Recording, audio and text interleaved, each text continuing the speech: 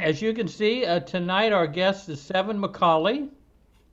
He is one of the younger generation who was very close to Don Stevens, who was one of Baba's intimate mandali.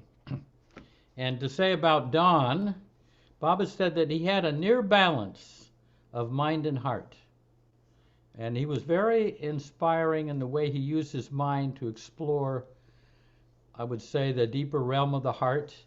He spoke extensively about, like intuition, surrender, remembrance of Baba, Baba's companionship.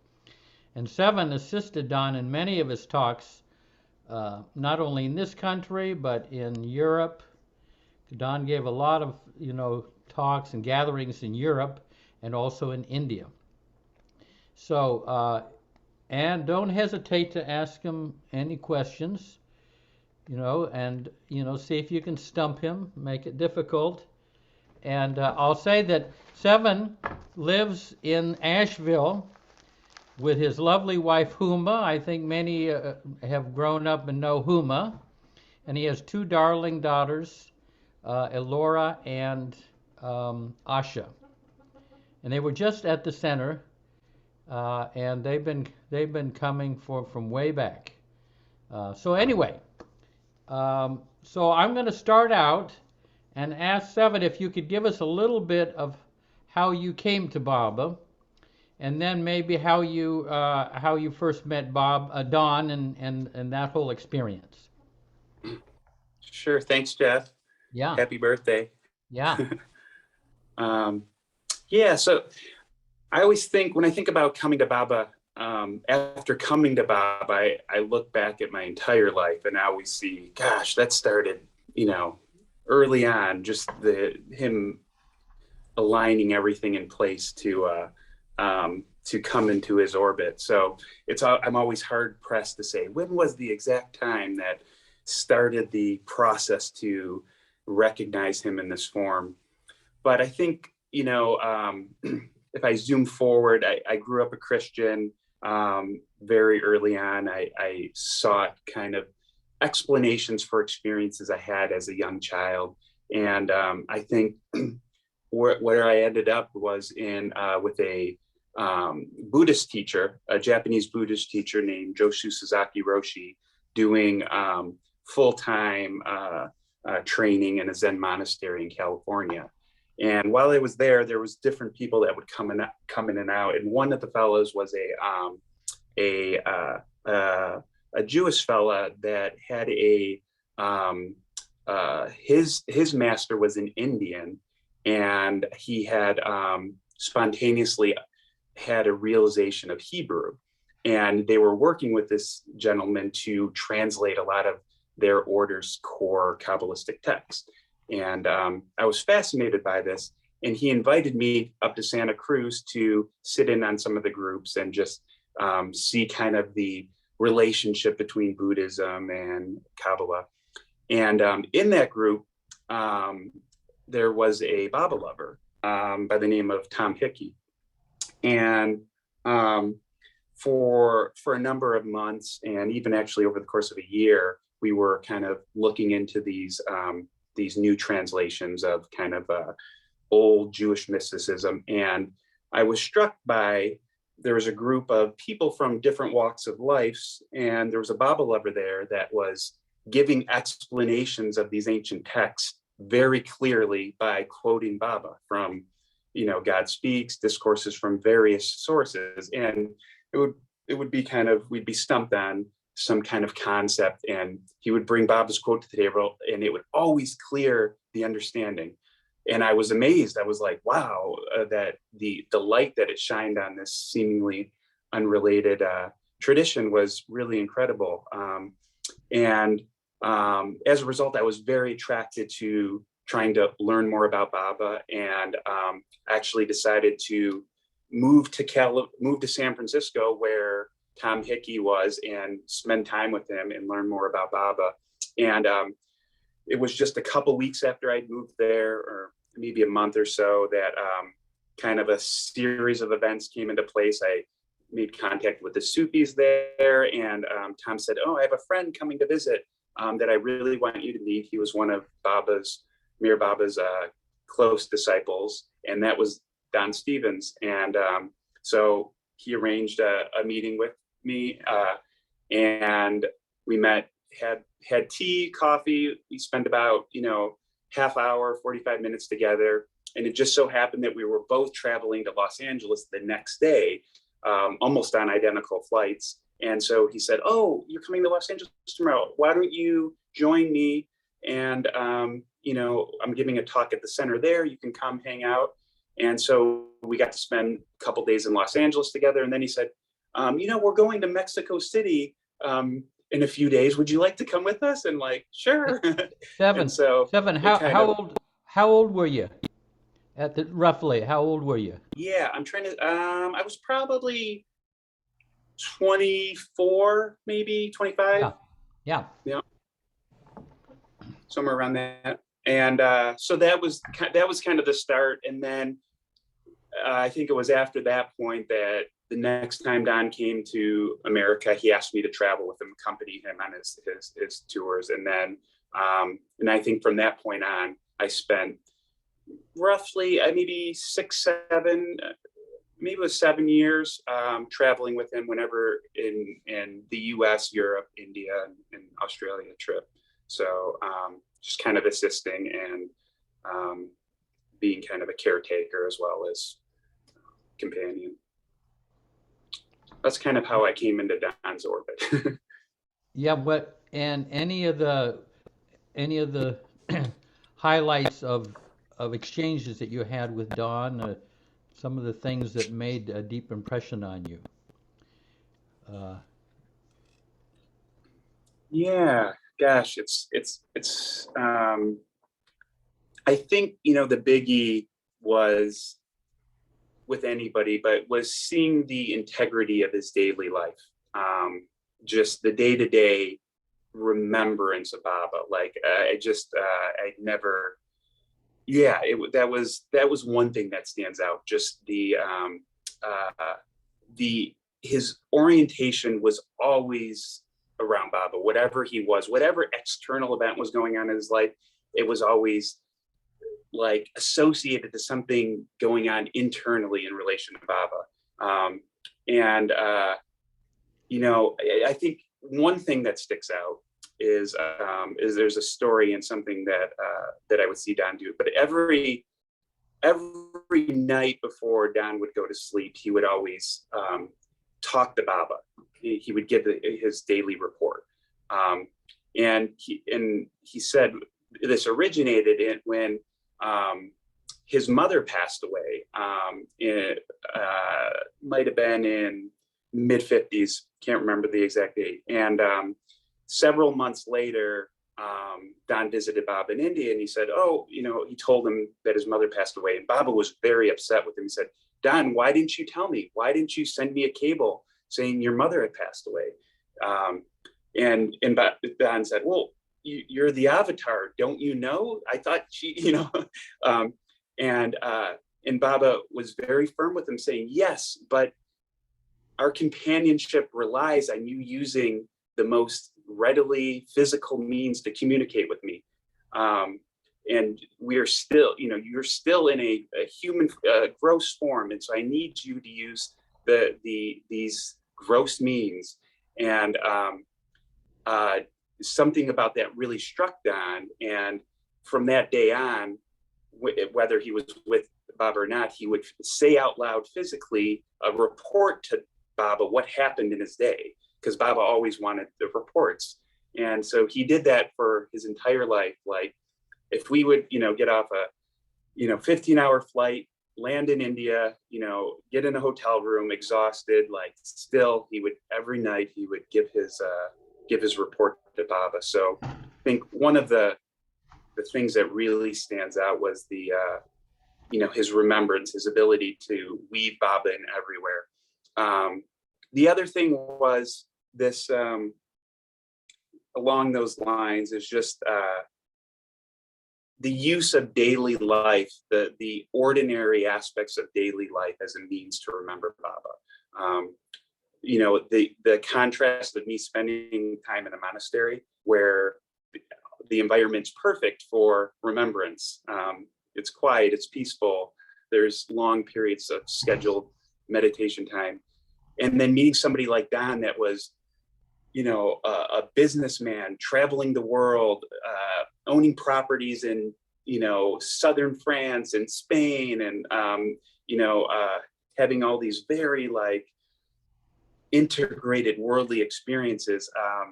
It was amazing to see somebody embody the aspects I saw of the practitioners in the monastery, the monks that have been there, and actually integrate them into the world and weave them into kind of daily life. So I think the remembrance and his ability to weave Baba into daily life were two things that were really inspiring. Yeah, no, anybody, don't hesitate if you, any of you can jump in and ask questions of Sevn. Oh, good.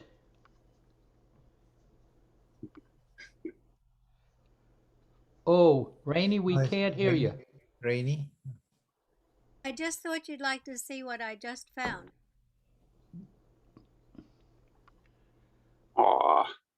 Oh, that's Tom. And oh, wow, that's perfect. Oh, wow. I knew I was friends with him, and Can you show it again? yeah, Beautiful. I'll try to talk so it doesn't. Oh, he's spotting me. Okay, Who's who, Rainey? that's Don on next to my left hand. Oops, a daisy. Next to my left hand, and that's Tom Hickey on the right. He's a dear soul. So do blue and white. Who's Blue is Tom, and white is Don.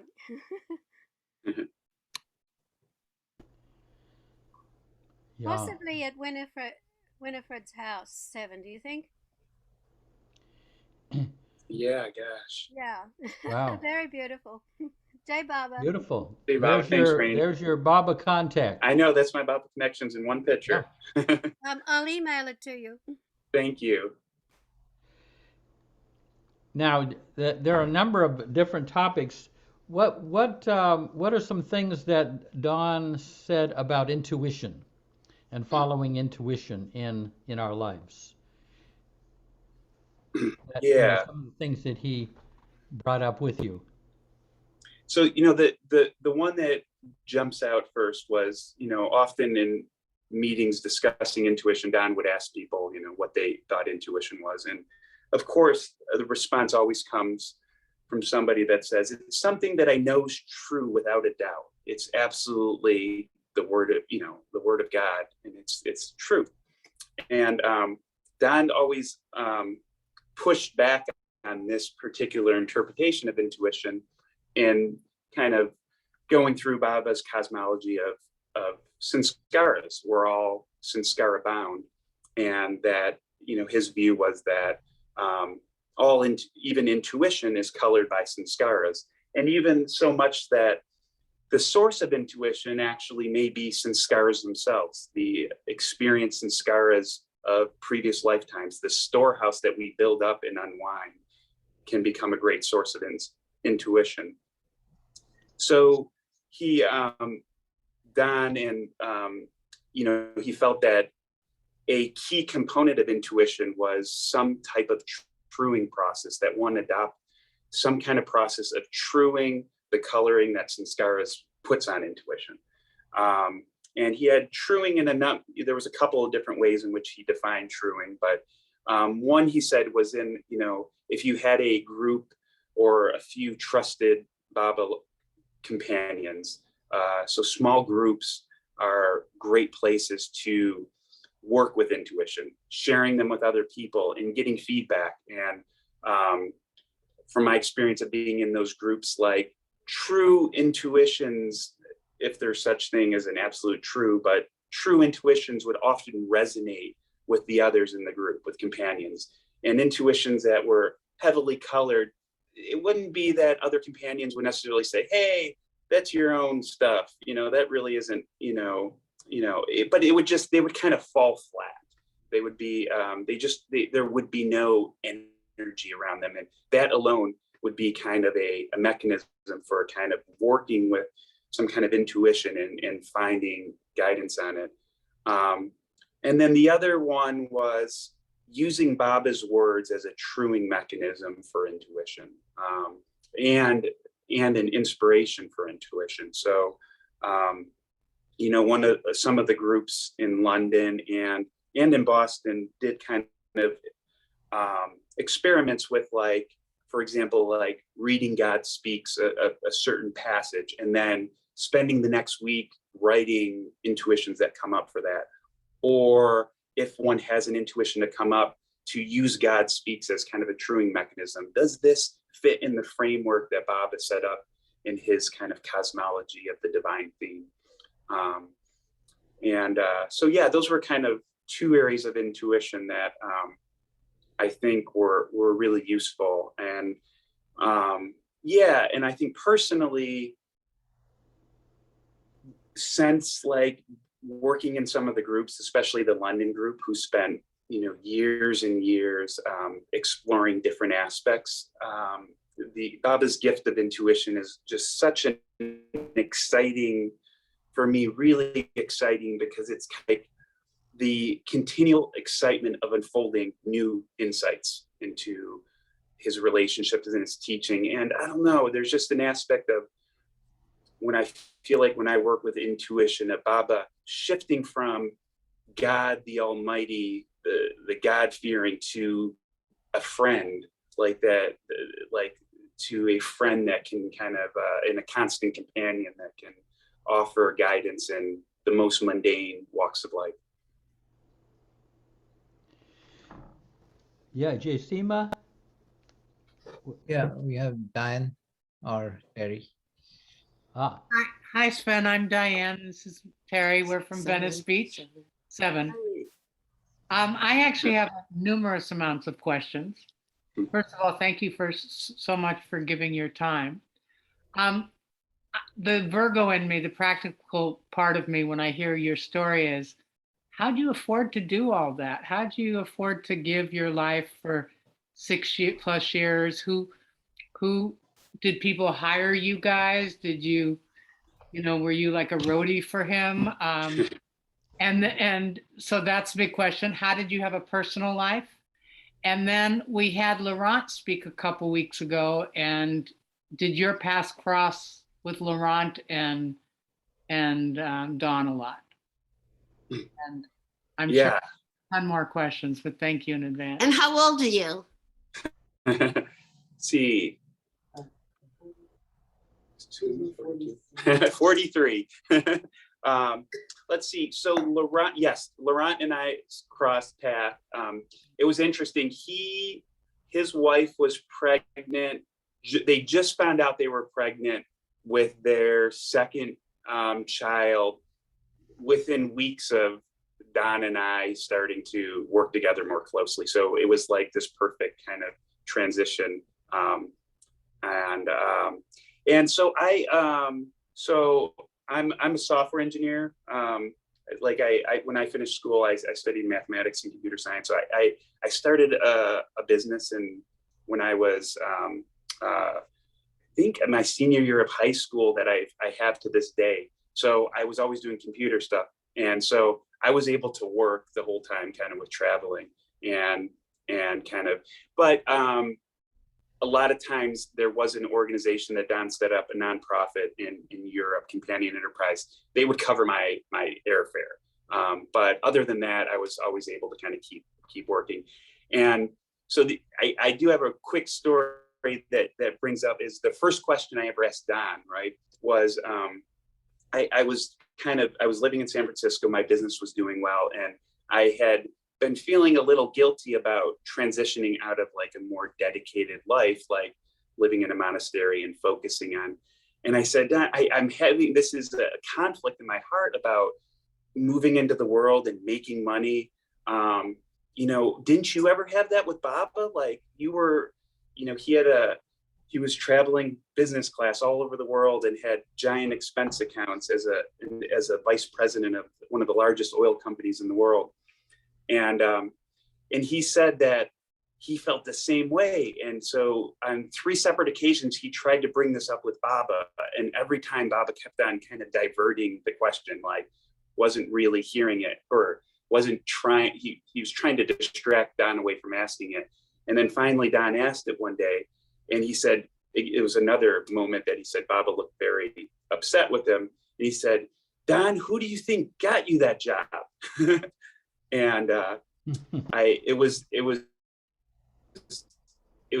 funny, like that him answering in that way was kind of, again, this idea that, oh, it all weaves together, and actually it's okay that I'm a computer scientist and interested deeply in spirituality, you know, like they weren't mutually exclusive.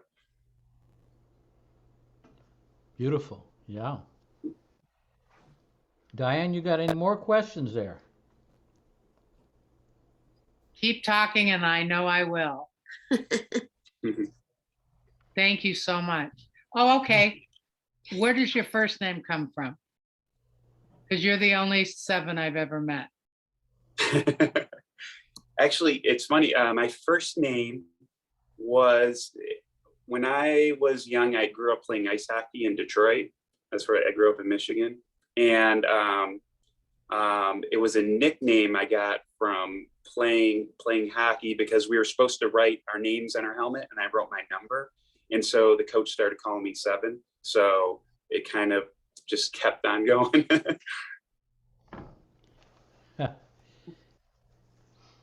So it's not like the Scandinavian or something like that. No, then I changed the spelling to be a little bit more of a name. That was also to kind of irk the coach, actually. Yeah.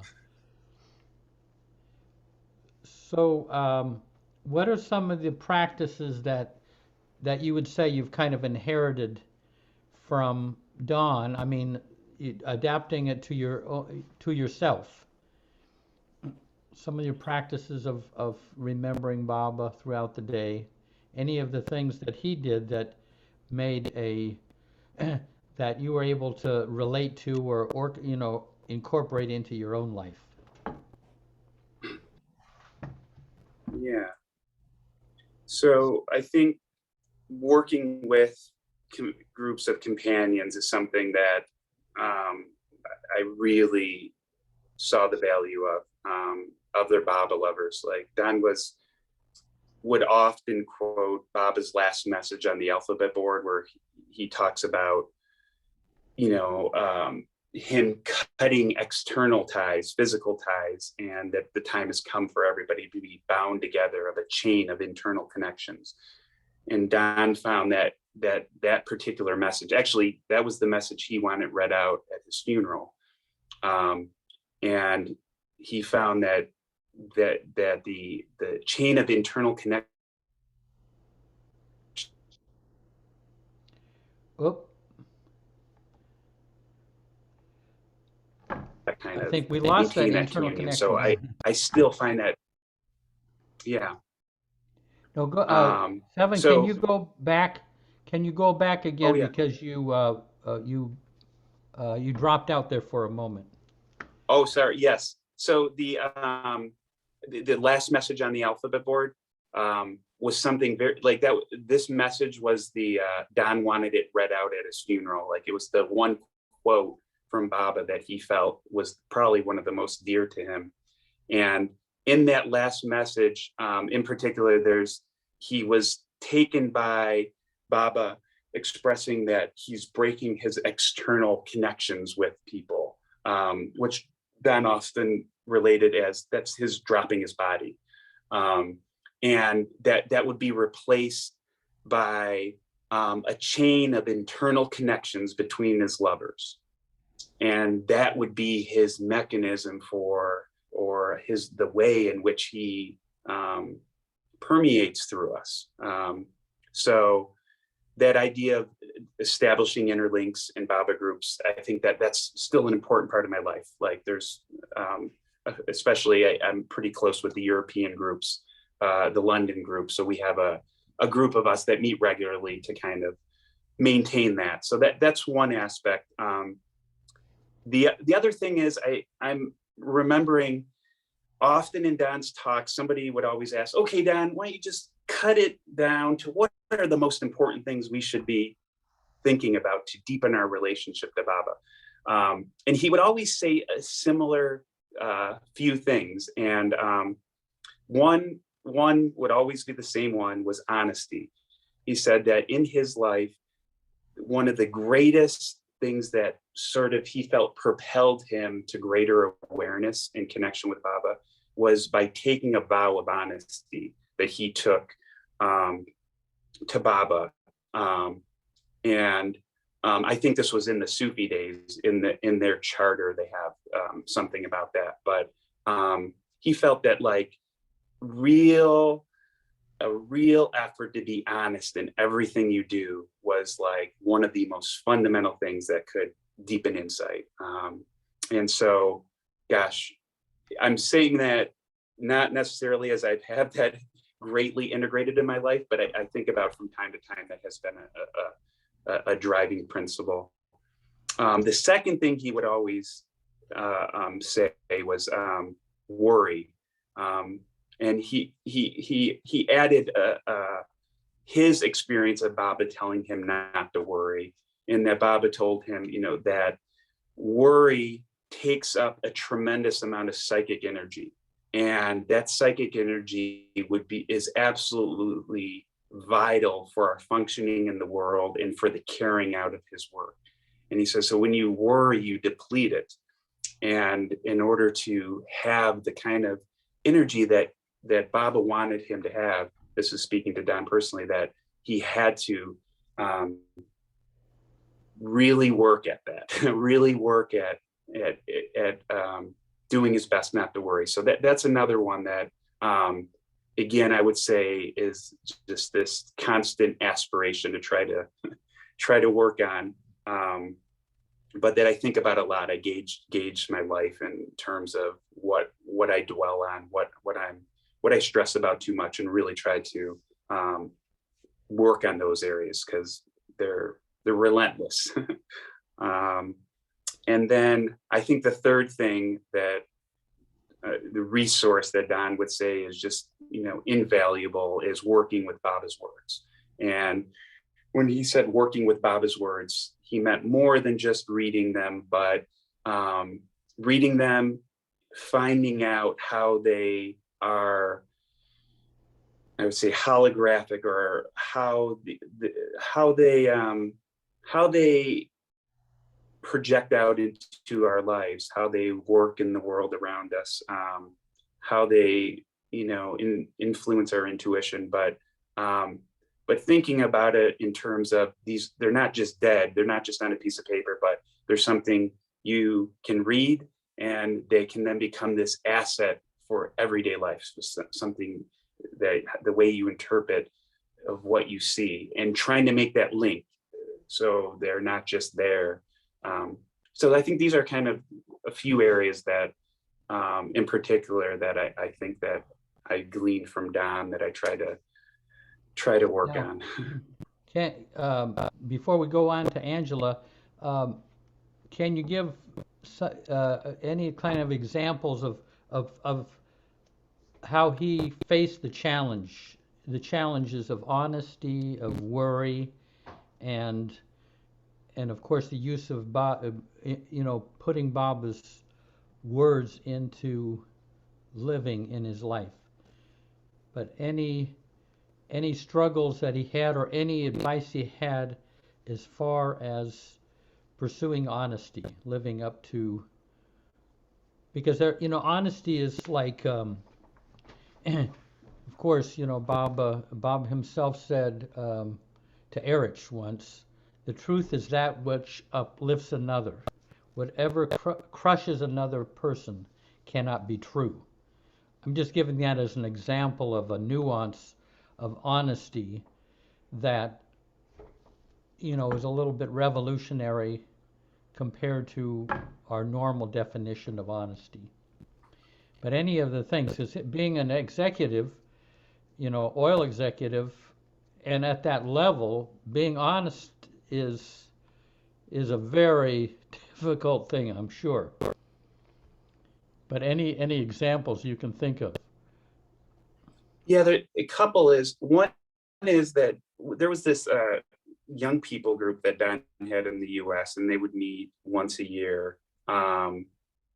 And he did the same with another group in London, but he had us write up vows of honesty to Baba. He thought that for him, actually taking a vow, which he did through the Sufi order, that ceremony of it, he felt was important and meaningful. So what he had us do in a couple groups was just like write it on a piece of paper and take it to, Myrtle Beach, or, I remember taking mine to India and setting it on Baba's tomb, but taking it to, a holy site. But so that was one interesting way that he felt that it was like there are some value in ceremonies and rituals, and in particular around honesty, he felt that was doing some kind of ceremony to formalize the commitment he encouraged. And then I think, with the other things with daily life and worry, he would often just say, taking the time to reflect, like you need that time, that there is actually a split second time that you can gain control over automatic synskaric reaction, meaning the brain is going to react automatically according to sanskaras. But he always talked about this split second that you can hijack that process and take time to reflect. And if you can get in on that time, that split second, that's where you can try to, use some of the things that are personally inspiring to you in Baba's words. Or I remember one example he would give was Stonehenge, right? He would say, if ever I feel like there was this incredible emotion coming over me that I wanted to react to, and I felt it coming on, I would picture Stonehenge. And then I would picture myself trying to move the rocks at Stonehenge. And he said, I don't know why, but for some reason, for me, this visual gave me enough time to steer the ship in a different direction. And so for me, I guess it's been breathing. Like if I can take a split second to recognize breath before a reaction, then I'm able to kind of steer the ship, like just recognition of breath. So yeah, for honesty, some kind of ritual, which is interesting. And yeah, for the other aspects, I think for me, it's been breath. Yeah, I mean, I know Darwin has talked about getting some space between your consciousness and your reaction so that you can respond rather than react. The habitual reaction. Get some space there where there's, and I think Don called that the neutral plateau, where you get some space there where you don't have to just go with the habitual conditioned reaction, but you can draw on love, or at least get a little more space in there so you got some options instead of so I see that parallel. Let's see who's next. I have my hand up. Hey, Sevn. Yeah. So, people look at a young person, they say, oh, what does he know about suffering? But you've suffered a lot in your life. And I wanted to ask you, I've never actually asked you what your experience was when you were deathly ill. I mean, your in-laws were severely worried about you. And so I know that it was very, very grave. If maybe you could share a little bit about that experience. Yeah, thanks. It's due for a memory. Yeah, so I had it was called meningioencephalitis. So we went to Florida and I got bit up by some bugs, and it developed into kind of like an infection in the brain, which is inflammation in the brain. And yeah, and so I mean, one thing I remember is going into the hospital and them like asking me my name, and I'm like, I know my name, but I can't tell you my name. Or like, how many fingers am I holding up? But like, I know how many fingers you're holding up, but I can't tell you, or I don't know why. I just can't communicate to you that I know what you're doing. But so there was this constant, like, this is how they diagnose that particular disorder. You know, complete like kind of disorientation from the world. But yet there was some awareness there that it was like, I see everything that's going on, but I can't get my body and my brain to react in the way I know these people want. And that was actually the fascinating experience of it, because I like, one of the things that I remember through this whole thing was it was Baba's name. Like I can, you know, picture myself being like carted down the hall to like getting an MRI and saying his name and not being able to move my lips in the way to actually say it. I don't know if I was actually saying it, but like, it was so clear. And when I'd forgotten everything else, how to tell somebody how many fingers they had holding up, like, I didn't even know my own name. His name was still there. I was like, oh, wow. Like, that's like, that was like the experience of like knowing how powerful his name is, and like how it goes beyond my mind and my physical body, was like really humbling. And also like just the grace in that, like, wow, that, you know, just having heard his name in this lifetime was just like something so simple and so easy. It just all boiling down to that. That was kind of my big takeaway from that experience. Beautiful. Yeah. I'll tell you one thing. This reminds me. I helped take care of Ella Winterfeld in her, you know, last days. Both Fred and Ella. And Ella developed dementia to the point where, you know, she couldn't recognize. You know, she was living here on the center. She couldn't recognize anybody. You know, she could kind of recognize my voice, but people she had known would come and visit her, and she didn't know who they were. But she never looked at a photograph of Baba and said, "Who's he?" And I thought, wow, amazing. She's so disoriented, and yet she never had any doubt about Baba. You know, and Baba's in all different different eras of his life. So I felt like, wow, it must be a different faculty that can recognize Baba. That's taking place someplace beyond the dementia, that she just continued her devotion to Baba. And I'm sure if she looked at a photograph of someone else, she wouldn't know who they were.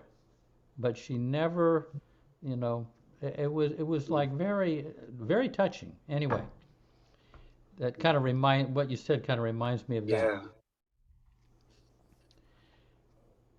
Next we have Bhajan. Hey, Jai Meher Baba Sevn. It's Meherchan Nori from Hyderabad.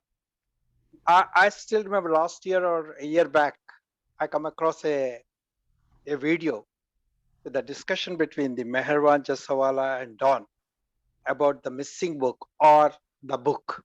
You are present. Can you just throw some about that incident? You know, I don't have think because I've already posted you that link to your in the chat box. Can you remember anything about the discussion with Don and Meherwan Jasawala?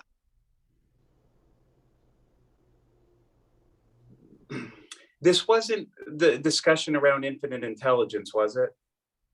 No, this is about the book. Right. Missing book, where Baba written in 1925 about that book. You know, I don't think so. I don't think I can add anything to that. No knowledge of that. If you permit me, I'll share with others also.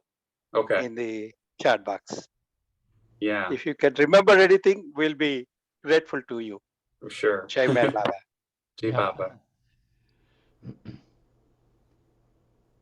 Next we have Fred. Jai Baba Sevn. Um, I in Los Angeles, where I live, I hosted a Meher Baba public access TV program, and Don Stevens was my guest, and I was picking him up at the Holiday Inn Express in Hollywood to take him to the studio for the taping of the Meher Baba program, and he stood waiting for me right at the curb, and I'll never forget this look. He had a green business suit on, and he had such a childlike disposition. I just would like to know if you felt that kind of a sensitivity he had was so childlike, even though he was so brilliant. Yeah, Fred, you really nailed something. Oh, yeah. Yeah, that was it. It was just this playfulness, but yeah, this childness. And he was he had such a remarkable life. Just, I have one story about his childhood that, like, when he told me this, it just blew my mind. But when he was 3 or 4, he grew up on a farm in Nevada, fairly rural, and a wild horse, white horse, I guess it was. So the story goes, stallion, like, made its way onto the farm, and he somehow, at 3 or 4, was able to get up on a fence and mount this horse. And this horse took him for the next like 3 or 4 hours on some kind of long ride. He doesn't remember where. And his family was looking for them, because his family would recount this story often to visitors. And eventually, later that night, after it was very dark and the whole neighborhood was looking for him, it returned him safely and to his house.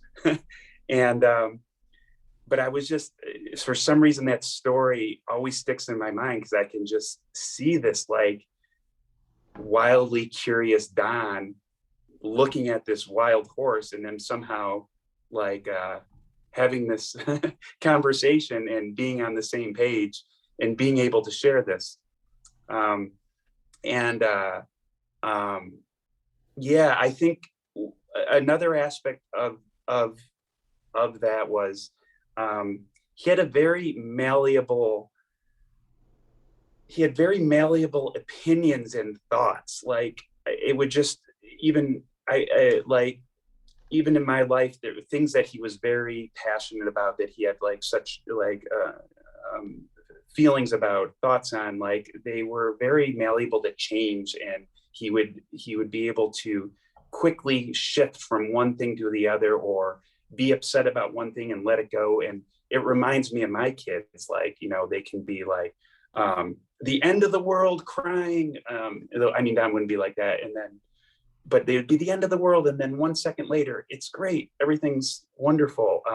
In his demeanor was like that, unlike any other grown person that I've known, of being able to really shift. And then the other aspect of that childness was like, he would often coin this term, like this newness, like being always looking for newness, always looking for new ways to see things. And that was like a guiding post for him. He would say, like, if it had been a way he saw something, a particular way his mind worked, that had been replayed too many times, he would discard that. He would say, there has to be a new way. And so I often saw him like always trying to like reformulate new ways of thinking about that. And that was something about that kind of that philosophy he had, kind of also makes me think of kind of this playful nature he had, and kind of childlike nature, yet being very very poised as a well-mannered businessman. Yeah, I mean, it's amazing that Bob has said he was a near balance of mind and heart. You probably have heard that said about him. And he really was an explorer of the interior. it's kind of fearless. You know, things that, you know, he went into deep into things that other people just, you know, some of the older people just kind of went on with their Baba lives, and he was in there kind of investigating things. I mean, Yeah. and wonderful to have him as in a meeting, because he would pose certain questions and get everybody kind of sharing their views, and he would just be off to the side kind of stoking it a little bit, but he didn't just grab a hold of the mic and take over. He was trying to draw out things in people, you know, different ways of seeing things. You know, there's one thing about that, Jeff, like he would often say that he felt that Baba in the new life as the elder brother set a new paradigm in motion, a new archetype that gurus and like, esteemed spiritual figures that were at the head of a circle or at the head of a congregation, that was kind of done away with when Baba called himself the elder brother, and that like circles and groups in the future would no longer kind of go to like, the one person as like the guide, as the leader, and instead it would be, elders in the group that would be guiding, and that would be the new paradigm for the new humanity, as kind of our masters and our teachers. They would play that role, rather than kind of these figurehead roles. Yeah. More of a family sort of a feeling about it, rather than some organizational hierarchical approach. Yeah. Yeah. Got a couple more hands there. Lenita.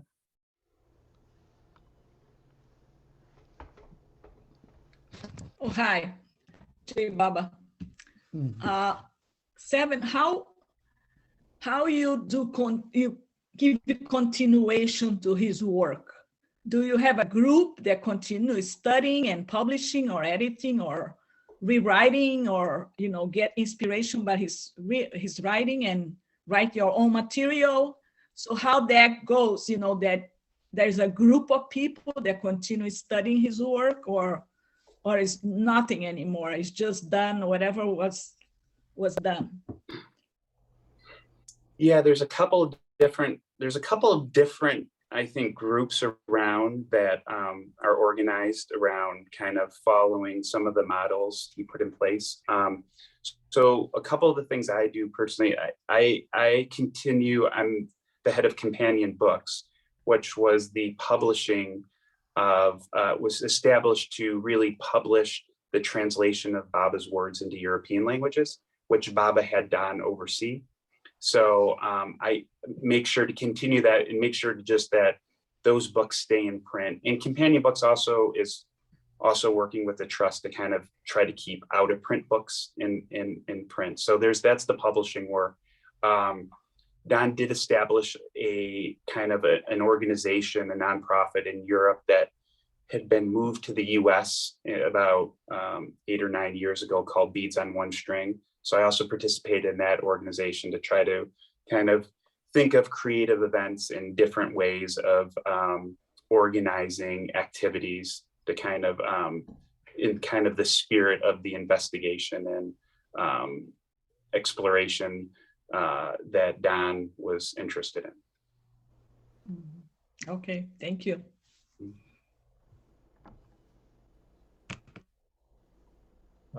Next, Nazreen or Mahmood? No, it's Nazreen.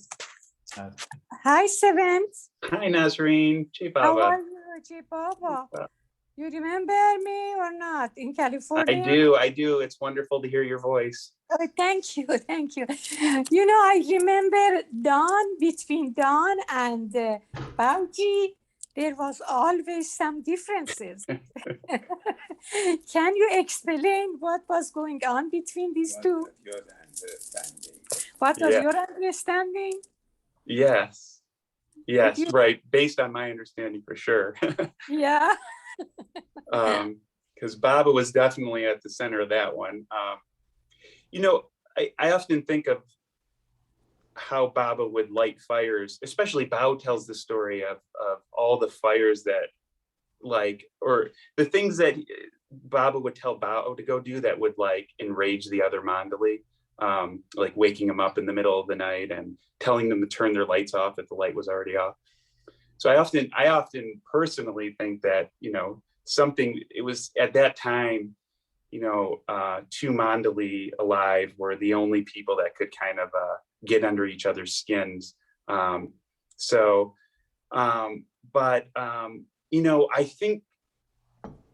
I guess, right. So Don was very critical, in particular with the publication of Lord Mayher and some of the inaccuracies around the events that he was in. So he noticed that I was there in this room when this talked, and something that's written and published in Lord Mayher is completely different. And I think there were a number of other people that Don was around that were also like witnesses to events that were inaccurate. So there was that sort of started this like thing of Don feeling that he needed to,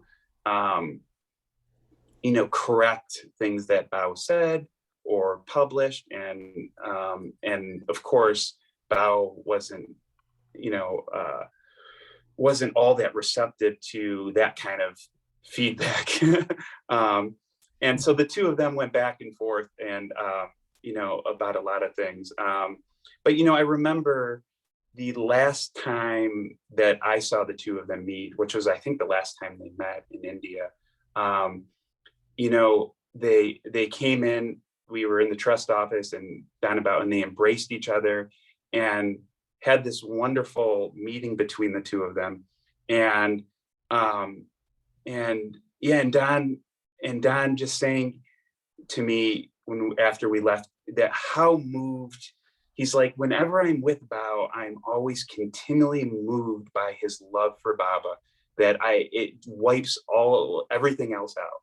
Like all of these other things that, you know, the little details about Bao interpreting Baba's philosophy in this way that was different than how Don did. But I remember him like this, like almost this aha moment in his eyes of somehow recognizing that love that Bao had in his heart as being so much more important than all those, and really kind of wiping it out and being really moved that Don had this change, that kind of experience of like just all of a sudden.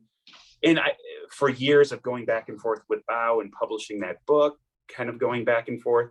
And then I think after that meeting, I never heard Don talk like it wasn't on his mind. Like I felt like he had even said it was kind of a stressful thing, this relationship they had, and that after that meeting with him, it kind of diffused. And it was really sweet to see just the way that kind of resolved, or at least in my eyes, in my interpretation. But I think it was just, you know, boils down to Baba kind of lighting a bit of fire between them. Hey, Baba, thank you so much. Thank you. Yeah, you know, I think of the mandali as having close to perfect pitch, and they can tell if some string is a little bit off, if a string is a little bit flat or sharp, and very few people will they go after and make them get the string right in tune. And you know, it looks like something else is going on, but there may have been something that was greatly helpful to Don coming from Bao, disguised as this, you know, this conflict. But I don't know, but I was kind of felt that, you know, they can tell if there's something a little bit off, and they have that dedication to getting the perfect tuning, that they'll just go, you know, if someone is strong enough to take it, they will go after it. I mean, that's kind of what I felt. I don't know if that's right, but you know, so and I mean, I know in my own case with Kitty, I mean, she was all, you know, there were times when she was always finding fault with me. I mean, just I thought I was doing my best and everything, and this didn't work, and that didn't work, and everything, and you know, but it was probably, you know, my strings were all out, and she just kind of went string by string until I got them in tune, and I'm thinking like, cut me a break, Kitty, you know. But she was dedicated to that, you know, for my benefit. Anyone else?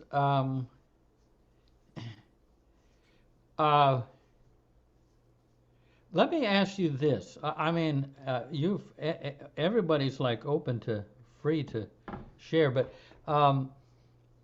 you know, there's kind of like a generational gap for some reason between the younger generation and us old fogies here. You don't seem to have that. You're able to bridge that, you know. But do you have any idea what it is exactly? In other words, a lot of the young people can't quite get into the approach of the older people, and probably the older people can't get into the approach to Baba that the younger people do. I mean, any thoughts in that area? Yeah, you know, we talk about this a lot in Asheville just because there's quite a few young Baba lovers in my generation, and they don't typically attend many of the meetings with the other generation.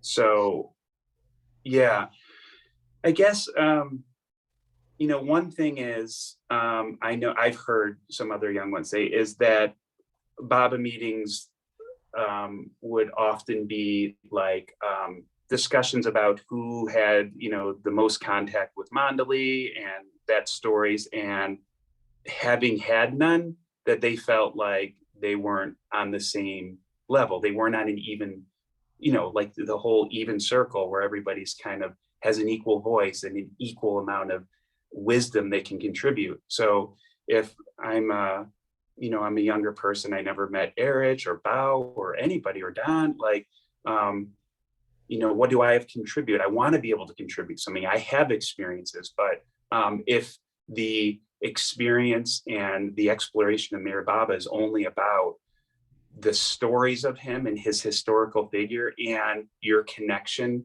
with his lineage of historical figures, then it's harder to enter.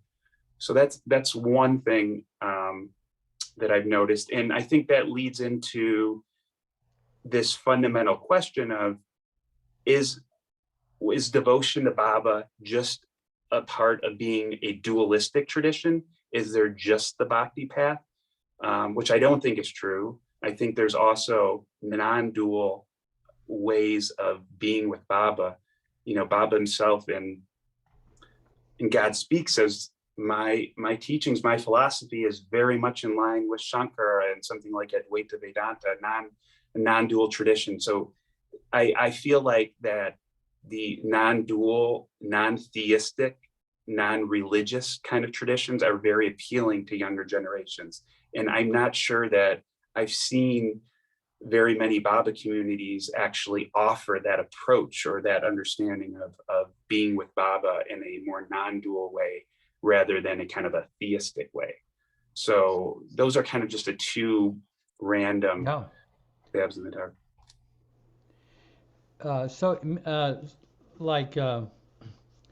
Say, give an example, say, of, you mean like the non-dual kind of method is like there's just Baba, or we are Baba. I mean, we are an aspect of Baba. How would you describe the non-dualistic approach as opposed to you know, the kind of more the devotional approach? I mean, like just because the younger people kind of get together and just hang out, and not necessarily with a subject of Baba, but there is the there's the camaraderie, but it doesn't, it's not being kind of couched in the Baba language that our generation might be more familiar with. Well, I think that might be a little bit different, because I don't know, a lot of that I've witnessed is children of Baba lovers, right?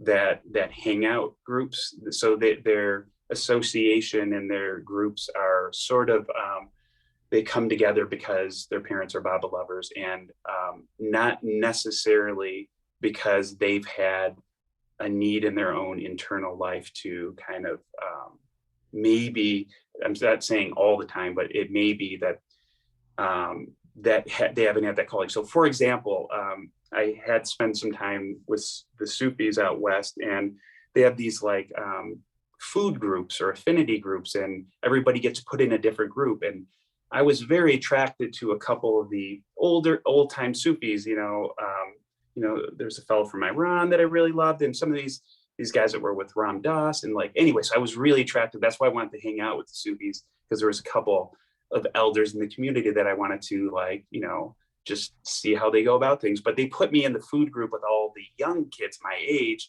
which were all children of Sufis, right? And they did the same thing. They just got together and talked about, had meals and just talked about, general things going on. There wasn't this like in-depth discussion about, I don't know, like, I was expecting, let's talk about mysticism, let's talk about, Sufism, but they didn't have that. They didn't come there because that was their calling. So therefore that wasn't their passion. Whereas I'm sure the other groups of the older people, that's what I don't know, maybe not. But anyway, so there is that aspect of like, that I wonder about, coming to Baba just through association, at least in this country. I find it different in India. The young Indian Baba lovers my age is totally different story. Like they're engaged, like they're running the show, like in Hyderabad and places like that. So this is an American thing, I would say. But as far as like when I step back, and look at all of the young people doing yoga in this town, right?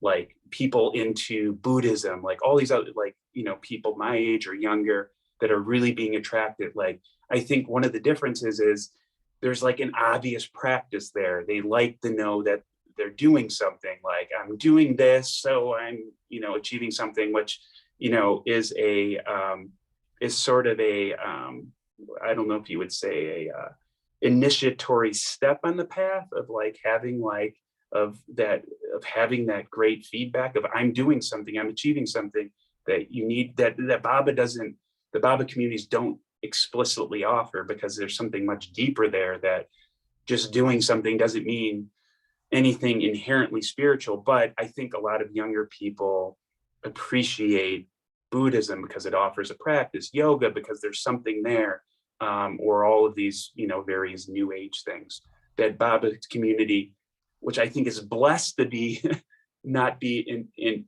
like tied up in, but at the same time, there's that candy in other places that isn't necessarily in the Baba circles, if you know what I mean by candy. You mean like a reward, a candy? Yeah, or like some kind of attraction, some kind of like bait to like get you to go deeper. Yeah. There's some more questions there. Yasmin? Very interesting, Sevn. I mean, that is, I'm asked that a lot. Why there isn't a deep a connection there between the generations, a kind of living connection. I'm sure at a deep level there is, but they tend to go into a different room and hang out, so to speak. Yeah. Yes, Jai ma'am. Baba. I'm curious about you talking about the different generations, you know. In India, in fact, I feel people, the young generation have absolutely no background of Vedantism or anything or Zoroastrianism. They just come straight to Baba.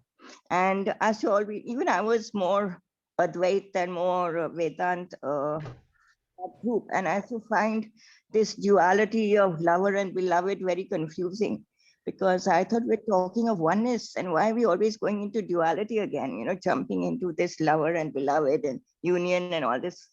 It kind of really shook me up, and I didn't really appreciate all those ghazals and qawwalis and all that, you know, because I felt, why are they singing such songs, you know, when we are trying to achieve oneness, and why is this whole duality jumping in again? And as far as I see in Bombay, at least, people are just relating, you know, Baba, I said, have gone beyond Vedantism, beyond Zoroastrianism, beyond Sufism. He's something absolutely different from all of these things. And all he talks about now is just remember me and take my name. So I feel now is that the new thing? Because that's what the young people in, at least in what they're doing. I mean, they're just focusing on Baba and trying to remember him, involving him, taking his name or singing. You know, I don't know. It's a little confusing for me, because on one level, I am very, very attracted to, you know, Advaitism and this. So I'm finding all this a little confusing. Yeah. The people, you know, which I am dealing with at the center and all are in the 40s, and the people are doing Baba plays and singing songs and bhajans and qawwalis and ghazals are all in the 40s, they're in their 30s, 40s. Yeah.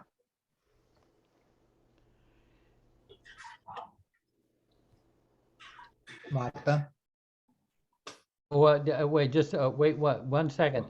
Sevn, you a response to that, or? No, that's really interesting. I share the confusion. I mean, one thing, I'm always impressed by the number of young people that show up at the groups and the Indian groups. I feel like there's a lot more peers there when I go there, and I can easily connect. But the non-dual dual question is just the age-old thing. But there's one quote from Discourses that I always felt that Baba touches on it, where he talks about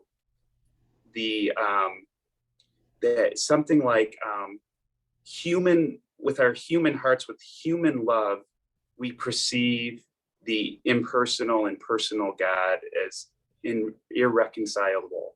And when that human love shifts the divine love, we're able to kind of perceive its unity.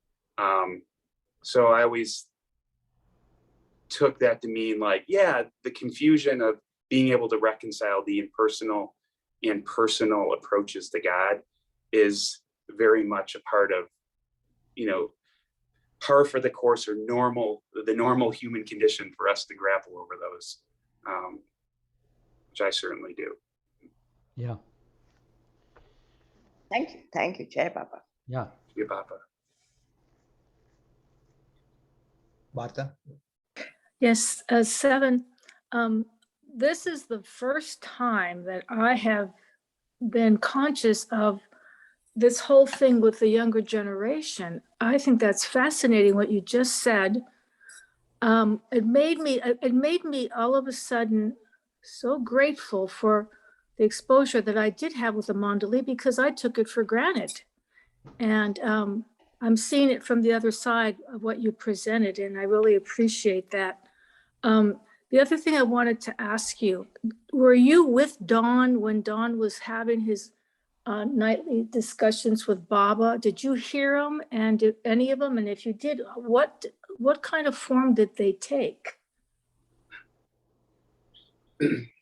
Yeah, so it was fairly simple. Like, it was a report, it was inspired by him not telling Baba that his mom passed away. So Right.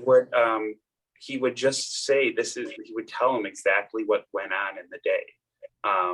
All of the little details. Sometimes, you know, I wouldn't hear it indeed. It would often be, you know, I wouldn't hear the details of it, but yeah, it would just be a report of the day, which is a very fascinating exercise of just running through one's mind, everything that happened in one's day at the end of the day. Yeah, there's a lot of there's Buddhist traditions that have that as a practice, and other ones. But yeah, so it was just simply that. It was just giving the report. This is how it has. And actually, my wife and I adopted this. It was actually before we had kids. It's become harder with kids, but we would take Baba walks, and we would both give our reports to Baba about what's going on. And it was so wonderful. It was like, it was just like, just telling Baba what's happening in your life, like out loud before each other, was like it created a lot of insight. So that was kind of, we tried doing it for a while there, but kids have put a cog in that practice. Thank you. That's really beautiful. Thank you. Yeah. Marian. Marian. Oh, Marion, I didn't hear that. Hi, my name's Marion Lewis. I'm in New York City. Thank you so much, Sevn, for being here. And something that you said sparked my need to put this question out. Well, first of all, I appreciate your comments about young people, because I've gone through since 1970 many, many aspects of Meher Baba House right here in New York City, many phases, many locations. And so before COVID, it was really, we had gotten so small with no young people coming at all to our 3 Saturday night a month meetings. And so I was doing my best to address that and find out more about that, which I did. That's not where I'm going with this question. And something else so I wasn't on the board myself, but I would go to the board meetings and present some possibilities. And one was a speaking engagement group that we learn how to speak, not in order to proselytize about Baba, but where there was some curiosity, have a speaking engagement group. And I wanted to head that, and it never got really off the ground. And but then what happened is I belong to a church, a Unitarian Universalist church. I'm not real active in it right now, but a few years back, there on a Sunday after the service, on the book table, because a woman ran the book table, we had tons of books, but they'd only put, a few of them out on a table after the service. And this one woman I knew, she held up a book and she says, "Isn't this you?" And it was God Speaks. And I said, "Well, where did you get that?" And she said, "I don't know, it was back in the pile of books in the hallway where I take the books for to put out on the table." So when something like that happens, I always talk to Baba like, okay, what's up now? So then I rejoined a group where I did my professional therapy training, which Baba led me to back in 1971, when I wanted more information about what would support my transformation process. This group called the Pathwork, and I did all of my training in that to be a helper, counselor. And so in there, things kind of faded away after a while and dispersed at some point. And then a new group sprang up of some people I didn't know, but they were meeting in this home of a couple. And I go there and to renew this connection. And here, when we were one evening after we had our meeting, and then we're socializing, something came up and I remarked, because I didn't talk about being a follower of Meher Baba, because I didn't want to be pegged as like, oh, this is this person who has this Indian guru and whatever, and wants us all to be a follower. So I was there and some conversation come up where I mentioned something I didn't do, was something about drugs, because I'm a follower of Meher Baba. And so the man of the household, was a couple, yells to his wife in another room, "Marion's a follower of Meher Baba." She comes running out with this book and says, "Have you ever read this?" And it was God Speaks. And I said, "Yeah, for about 50 years. And so that started a whole nother conversation, because this person, I don't want to name names because it may impose some privacy issues, but it does all kinds of paintings of Meher Baba. They are not Meher Baba followers. They don't seem to be looking for a master, but they're interested in all masters, and very definitely Baba. And so it brought up again this need to bring out Baba's teachings and books and give talks and be accessible for talks without it being a pressure for anyone to be a follower of Meher Baba. And I was wondering if what you have noticed about this, is this happening in other places? Because I have followed some about beads on one string, because where So there I was have a one presentation story. at a Unity church, at the Unity Church, which I've been involved with too. Yeah, one story comes to mind is so I worked on this a film of filming one of the pilgrimages Don did in India, and we were editing the film. I did the editing in London, and we had a friend had a BBC producer came into our editing suite and looked at the rough cut, and so we were fortunate that. To have somebody like this, and so she watched it all. She says it's amazing, but I want to know more about Meher Baba.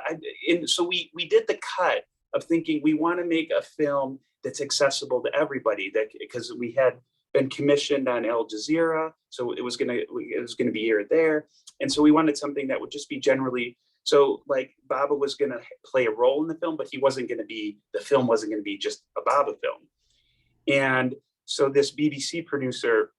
Watched it and she said, I want to know more about Meher Baba. It feels like you're concealing him. There's something great here. There's something amazing. And like, you got to bring him out to the forefront. And so we did another edit and were more like, started the film with, a clip of him in New York.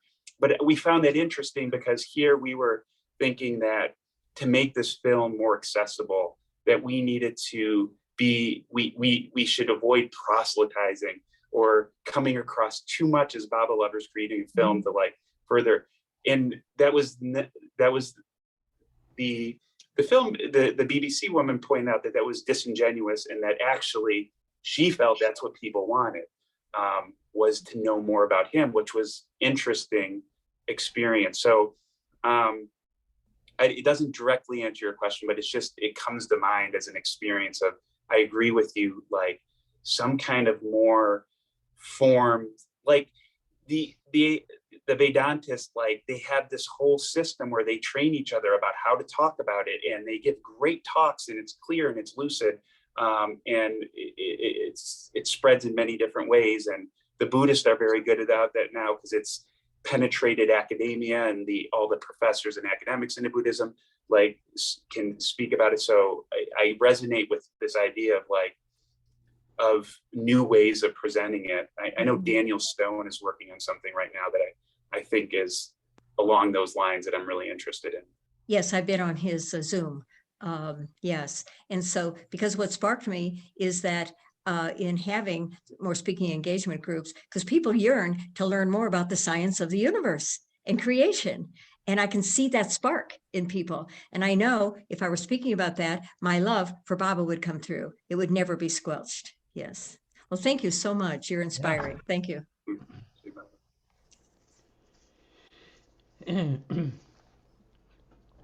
Well, Sevn, I realize that, Huma might not be happy with you staying up this late.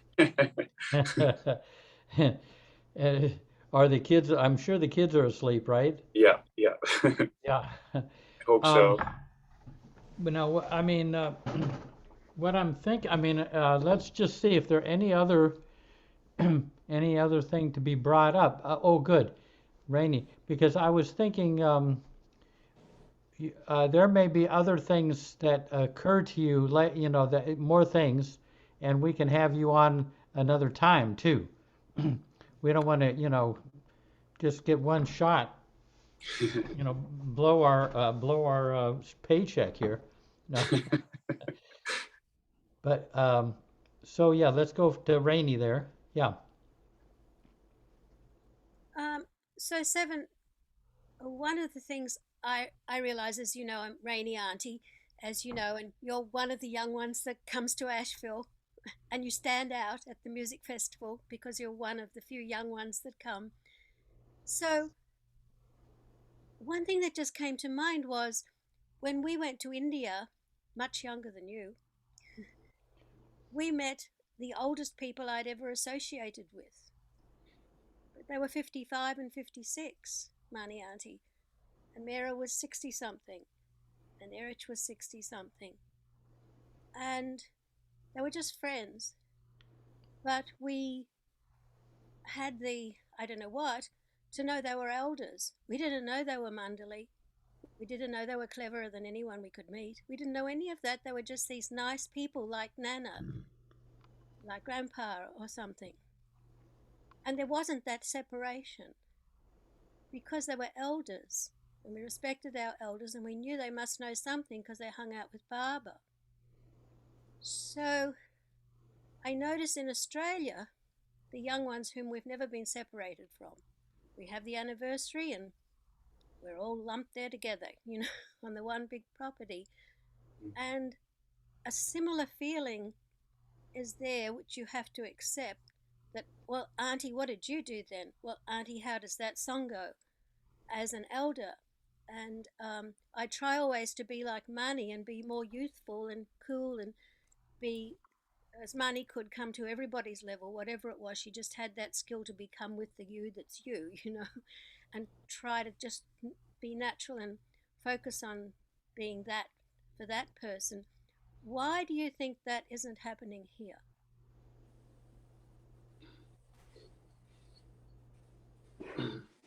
Yeah, that's a good question. I don't think it's not that it's not happening. I just think in the US and Europe, there's this big gap for some reason. That isn't in other places. One thing I've noticed about some of the Baba lovers here is that their communities are in other traditions. I've noticed that in some places. Like there's several younger Baba lovers that find what they're looking for from in other traditions. But they're still Baba lovers, but they don't seek the Baba community as their elders. They seek it out somewhere else. So that's interesting. I've seen that especially in Asheville and a few other places. So maybe there's more offerings here, especially in Asheville.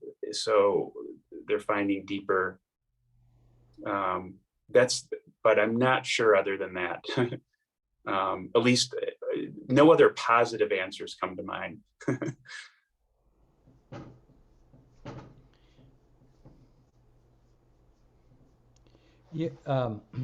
Before you just tagging on to that, a lot of the young people and the young adults come to the center, and if you get into their life with Baba, asking them, you know, about it and get really interested in it, they are, you know, there isn't the generation gap. But I know when I first went to the Baba meetings there in Monday night group in New York back in the 60s, the older people were, and the older people outnumbered us, but they were really interested in our lives. They were really personally interested. And Adele would meet me at college, and we'd at the cafeteria. I could ask her anything about Baba, but I mean, they were really reached out. I mean, they had a real interest in us, and we've had, and we've kind of continued that here at the center, some of us, where you kind of get into their experience, and I think sometimes there is a lack of real interest in their lives and what they're experiencing, not just how they experience Baba, but just an interest in every phase of their life. And they're actually really appreciate that. But, rather than, just kind of being there and waiting around for them to respond to us, you know what I mean? But they were, like I say, the older people who had met Baba in the New York group, in the Monday night group, really were interested in us, meeting us anywhere, getting together and all that individually. And that was just similar to the way the mandali got into our lives. They were really interested in all our culture, and they would use words like, vibes and far out and everything. They even got into our language, So it you know, you really felt that they were connecting with you, as you know, like Rainey said, Monty would be right there. I mean, you know, she was right there with you. She wasn't like remote at all. And anyway, I'm just giving that little bit of feedback. Next, Tony. Hi, thank you. Sevn, we've crossed paths over the years, but I don't think we ever really got to know each other. But I just want to say how much I'm really enjoying this, and especially the bringing of Don's presence and energy and feeling back to my consciousness now. And thank you so much for that. And also, I'm really enjoying this conversation. When I was younger, I did not buy this old and young thing, and I enjoyed old people, but I didn't think of them as old. They were just people who had different experience. But in the last decade, especially the last 6 years prior to COVID, I was getting most of my external spiritual juice hanging out with folks in their 20s and 30s at an open mic community here in New York. And they're poets and singers and songwriters and sharing, or just coming up and sharing their inner life, and a few comedians also. But it was so alive, and it was so real, and it was so spiritually awake. And I'm missing it a bit now because with COVID, I kind of stay away from crowds. They've resumed. But I think the Baba meetings I was finding were getting to be, and I mean this pejoratively, not literally, we're getting to be old people's thing, where it's the same subjects talked about and the same energy and the same assumptions, instead of like questioning what's going on and being really present and in the moment. I don't know how we integrate that into Baba groups, if it can even be done. But I just wanted to share that was my experience. I tried to make quick notes because I'm old enough that I forget things. Oh, well, yeah, the sharing that's going on here is wonderful. It's what I missed over the years in Baba House as the numbers dwindled. Even the sharing meetings were very structured, and that's right, it was about let's tell mandali stories, and it was very little of speaking from the heart. These chats with Jeff, these have been just, in a way, the best Baba meetings I've been at in decades. My wife Zeke, who doesn't usually participate, but she's often here, used to live in Chapel Hill, I think, in the 90s, and she said these were very much like the meetings that they had there then, with the open sharing and the genuine connection. And I do want to, Jeff, I don't know how long you're going to be able, obviously you're having to scale back, but I do want to share what Zeke mentioned a number of times over these past few months, that Jeff is doing a real service here. And I know I have felt that. And yeah. And I'm good. A very big mitzvah, she just said. And she's not particularly Jewish, but you know. But I hope this will be able, I hope, you know, without pressuring you, because working on the center, I totally get it. But this has been an amazing gift. And I noticed that though it's usually 25 or maybe 30, 40 people who show up here, hundreds listen onto the YouTubes.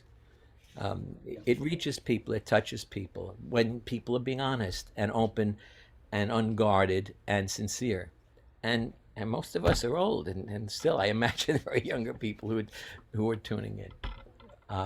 Anyway, so thank you, Jeff, thank you, Sevn. You know, thank you, everybody. You know, someone called me the other morning about 2 or 2:30. They had watched one of these, the one on the provisional ego, but just one of these, and she was weeping at how everybody, where, you know, how sincere everybody was, and how they were speaking right from their heart, and I mean, I mean, she's weeping to see that this can actually happen. You know, I was surprised. I also was surprised because it was about 2:30 in the morning. She stayed up and listened to the thing. It was the first time she'd ever listened to one of these and went all the way through to the end. You know, so everybody, the way you all share is like right from the heart, and it's, yeah, it's been completely safe. You know, we've never had any.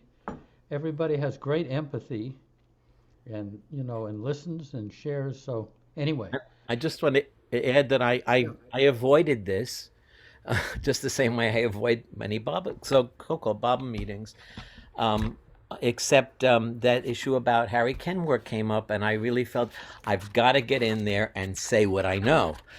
And boy, after that first meeting, I was hooked, because there really is something wonderful that's pouring through here, and something very authentic. And yeah.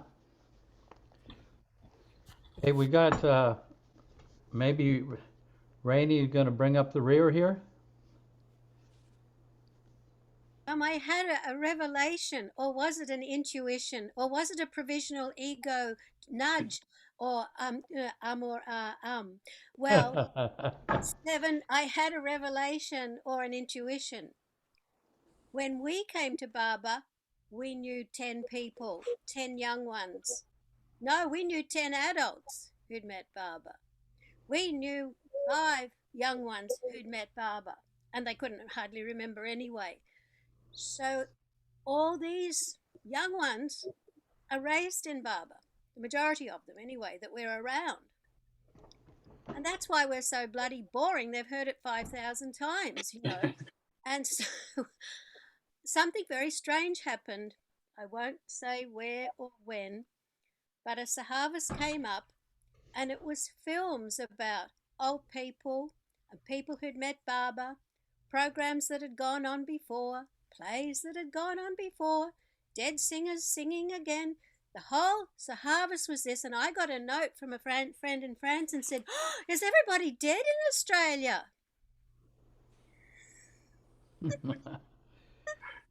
It's so wonderful. I know. It's so...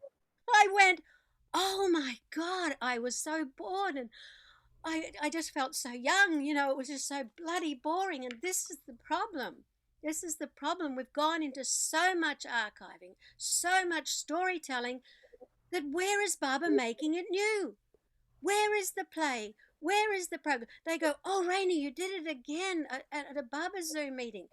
Baba's trying to make it new. Make it new. Make it new. New as lovers. New as the sacrifice. New as Paul's Amen still building cities. New wars even. New Rama. New Abraham. New as God. New are the arts creative of the perfect masters. New are the conversations of the saints with God. Baba's making it new for you. Is in your hands to do. So that could be missing, huh? Yeah, Jai Baba. It's so wonderful that all of us are being able to experience the awakening and the level of the awakening that Meher Baba brought to America, and we're living through the beginning of it, and maybe we will or won't see the end of it, because there won't be an end, but maybe everybody will be awake. Hope so. Yeah. Hey, well, Yasmin?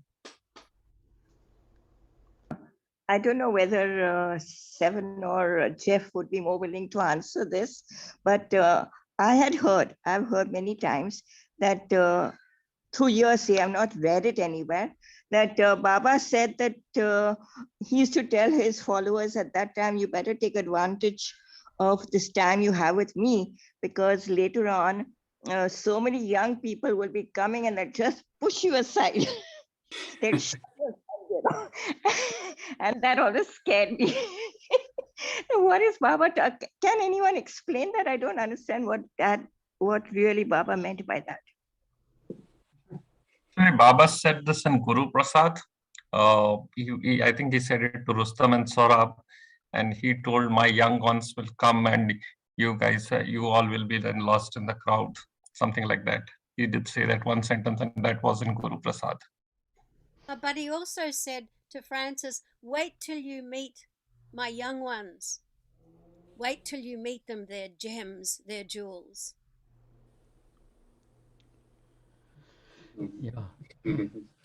I think so much of the, just one last comment. I just feel that a lot of the separation is that, I'm speaking from our generation, we just really would be helpful to be profoundly interested in the young people, and, like I say, some of the, like Adele and Kitty, they were interested in our lives, and they were Kitty, who's, grew up on classical music, is there, and she and Elizabeth are in the front seat listening to Bob Brown playing folk music. They didn't come out of that tradition, but they got into it. This wasn't their first choice of many things, but then eventually they just came to love it. But they kind of moved out of their comfort zone into our craziness, and we were really, they were there for it. Anyway, let's have a few moments of silence. Sevn, thank you so much for for coming, and you speak very beautifully about the times with, very thoughtfully about Don Stevens and your own life. It's great. And you're even a young person. Why I like hanging out with y'all. You talk that way. Okay, well, let's have a few moments of silence.